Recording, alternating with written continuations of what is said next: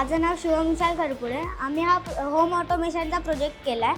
त्यामध्ये आम्ही इथे हा कॅमेरा यूज केला आहे, इथे रास्पबेरी पाई यूज केला आहे, हा फॅन यूज केला आहे, 3 लिथियम होल्डर्स यूज केले आहेत, 2 LEDs यूज केल्या आहेत, 4 रिले मॉड्यूल्स आणि 1 पंप यूज केला आहे. मग त्यामध्ये त्याचं फंक्शन असं आहे, कॅमेरा जो आहे तो डिटेक्ट करतो, तो सिग्नल आलेला तो तिकडं रास्पबेरी पाईला पाठवतो आणि रास्पबेरी पाई जो आहे तो इकडं रिलेला सांगतो की तू नॉर्मली ओपन हो आणि मग तो इकडं जो आहे तो ओपन होतो. This is Tinkercad software. We use many things in Tinkercad software.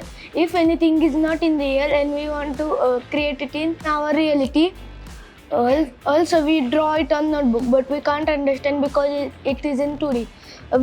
Therefore we use Tinkercad software that is also almost in 3D. That is our 3D printer. That's filament. That is display. That is the bed.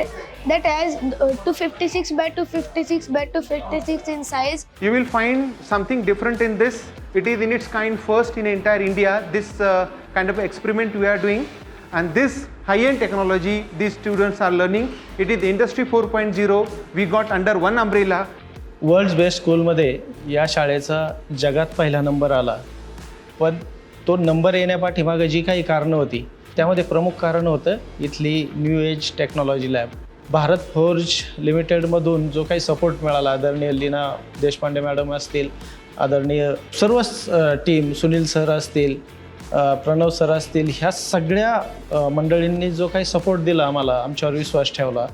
ही छोटी मुलं ह्या दर्जाच्या टेक्नॉलॉजीवर काम करू शकतात आणि ते मान्य करणं याला विश्वास ठेवणंच म्हटलं जातं आणि तो विश्वास आमच्या विद्यार्थ्यांनी सार्थ करून दाखवला. Thank you Bharat Forge. Thank you Bharat Forge. Thank you Bharat Forge. Thank you Bharat Forge. Thank you, Bharat Forge.